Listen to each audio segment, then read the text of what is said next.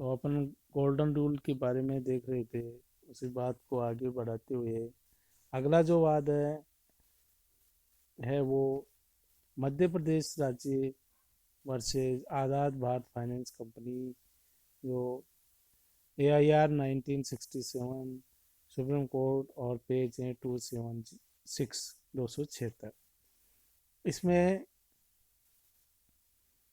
जो supreme court तक मामला गया तो उसमें मुद्दे ये था कि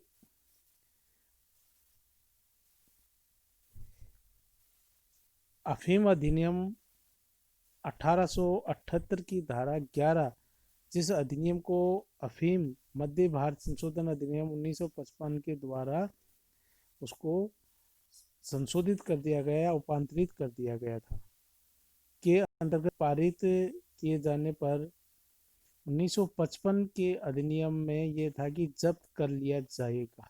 मतलब दिस इज मैंडेटरी। दो बातें हैं कि एक होता है मैंडेटरी और एक तो होता है डायरेक्टिव। मैंडेटरी का मतलब है कि बाध्यता है, आज्ञात्मक है, किया जा सके, मतलब कर लिया जाएगा। इसका मतलब है कि मैंडेटरी है या आज्ञात्मक है और ऐसा ही किया जाएगा, मतलब बाध्यता है। एक होता है डायरेक्टिव, जिसे निर्देशात्मक किया जा सके सकता है, तो उसका मतलब होता है कि कर भी सकते हैं और नहीं भी कर सकते। लेकिन जो प्रस्तुत जो वाद है इसमें है कि 1800 जो 78 की अधिनियम में ये संशोधन करते हुए 1955 में, क्योंकि पूर्व में तो ये था कि किया जा सकता है, और 1955 में ये संशोधन कर दिया कि जब्त कर लिया जाएगा। इसका मतलब मैंडेटरी हो गया ये।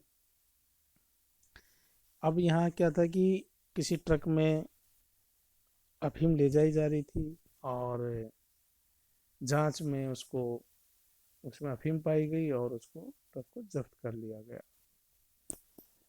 अब मामला सुप्रीम कोर्ट तक गया तो अधिकारियों का या सरकार का कहना था कि भाई जो ट्रक था उसमें अफीम पाई गई और उसको जब्त कर लिया गया, ये हमारे 1955 के अधिनियम के तहत ये व्यवस्था कर दी गई है, कर लिया जाएगा, मैंडेटरी है, और किया, कर भी लिया। तो दूसरी तरफ फिर ट्रक के मालिक का कहना था, साहब मुझे तो जानकारी नहीं है कि इसमें कोई, मेरी जानकारी में न होने से कि ट्रक में अफीम ले जाई जा रही है, तो ये तो मेरे साथ अन्याय होगा, क्योंकि मुझे पता ही नहीं है कि ट्रक में किसी ड्राइवर ने या अन्य किसी व्यक्ति के द्वारा उसमें रख के ले जाई जा रही थी। तो इसका मतलब है कि मेरे को जानकारी नहीं है, और मेरे साथ यदि ऐसा है कि ट्रक को जब्त कर लिया जाएगा तो ये तो एक, मतलब न्यायपूर्ण बात नहीं होगी। जबकि 1955 के अधिनियम में है कि कर लिया जाएगा। तो सुप्रीम कोर्ट ने अन्याय से बचने के लिए, कष्ट से बचने के लिए ये कहा है कि ऐसे बहुत से दृष्टांत हैं जिनमें शब्द करेगा को कर सकता है के रूप में अर्थात बाध्यकारी नहीं मानते हुए अनुज्ञा के रूप में विधान के उद्देश्य को ध्यान में रखकर निर्वाचित किया गया है।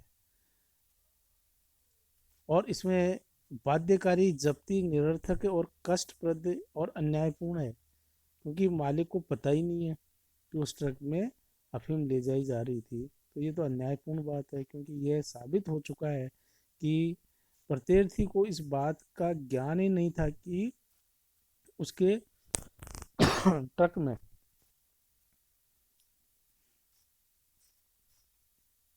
उसके ट्रक का उपयोग इस प्रकार से अविधिक कार्यों के उद्देश्यों के लिए किया जा रहा है।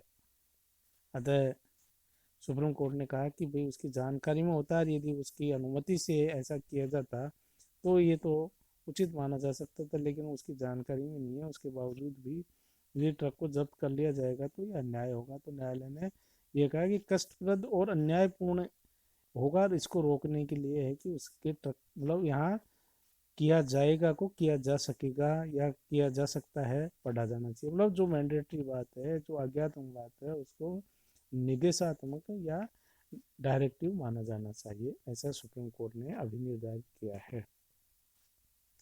सी में आगे है ली बनाम नैप, ये मामला है 1967 का, 2QB, और पेज है 442। इसमें एक शब्द है स्टॉप। इसमें निर्वचन का प्रश्न था। रोड ट्रैफिक एक्ट 1960 की धारा 77 के सब क्लोज ए के अनुसार दुर्घटना कारित करने वाला वाहन चालक दुर्घटना के पश्चात वहां रुकेगा। सेल स्टॉप शब्द लिखा होता है, सेल स्टॉप। मतलब ये है कि कोई भी एक्सीडेंट हो गया है और उस गाड़ी का मालिक जिससे कि एक्सीडेंट हुआ है, तो वहाँ उसको रुकना चाहिए, वो रुकेगा, ऐसा किया है। तो इस मामले में क्या था कि दुर्घटना कारित करने के पश्चात चालक वहाँ रुका, कुछ क्षण के लिए ही रुका, और उसके बाद में उन्हें चल दिया। तो स्वर्णिम नियम लागू करते हुए न्यायालय ने ये अभी निर्धारित किया कि उस वक्त धारा की शर्तों का पालन नहीं किया गया था, क्योंकि दुर्घटना के पश्चात युक्त अवधि तक नहीं रुका था, जिससे कि संबद्ध व्यक्ति उस दुर्घटना के संबंध में उससे आवश्यक जांच पड़ताल कर सके। मतलब ये था कि भाई चालक द्वारा कोई दुर्घटना घटित कर दी गई, उसके बाद वो एक कुछ पल रुका हुआ और रुकते ही वापस चल दिया। तो उसका कहना था, साहब आपने तो यही तो कह रखा है कि दुर्घटना के बाद में आपको सेल स्टॉप, आपको रुकना है वहाँ। तो मैं तो रुक लिया, रुक के वहाँ से चल दिया। तो यहाँ उच्चतम न्यायालय ने कहा कि भाई इस अधिनियम का जो धारा है 77 का, जो उपधारा 1 में है, उसका मकसद तो ये तो नहीं रहा होगा। मतलब जो विधायिका ने जो कानून पारित किया है उसके पीछे तो ये है कि भाई कोई भी दुर्घटना घटित हो जाती है तो वहाँ के जो चालक है वो वहाँ रुके, और जो इन्वेस्टिगेशन ऑफिसर या जो भी जांच करने वाले हैं वो उसकी सही प्रकार से जांच कर लें कि वास्तव में किसकी गलती थी, और उसके संबंध में जो भी आवश्यक नियमानुसार जो कार्रवाई करनी चाहिए, और वो करने के बाद ही वो उसको छोड़ें तो वो जा सकता है। इसलिए मतलब न्यायालय ने कहा है कि यदि वो रुक के चल दिया तो इसका मतलब इस अधिनियम के संबंध में जो प्रावधान है की अनुपालना तो नहीं की गई है। अतः सुप्रीम कोर्ट ने इसको मतलब ये कहा कि ऐसा न हो कि इसका मकसद देखा जाए, उसका आशय देखा जाए। यदि वो रुकने के बाद चल दिया तो इसका मतलब ये तो कष्टकारी बात है, और इसमें किसी भी प्रकार से कोई वाजिब बात नहीं कही जा सकती। एक अन्य मामला है जिसमें निर्धारित प्राधिकारी बनाम पटियाला बिस्किट्स मैन्युफैक्चरिंग, जो कि AIR 1977, सुप्रीम कोर्ट, और पेज 1339 है, जिसमें पंजाब साधारण बिक्री कर अधिनियम 1948 और उसके अंतर्गत पारित नियमों में शब्दों में रजिस्ट्रीकरण प्रमाण पत्र पर का कब्जा के निर्वचन का प्रश्न आया। तो उच्चतम न्यायालय ने इसमें यह भी निर्धारित किया कि कब्जा का अर्थ तथ्यपूर्ण कब्जा मानने, मतलब कब्जे दो प्रकार के होते हैं, एक तो होता है डिफेक्टो और एक होता है डिजूरी।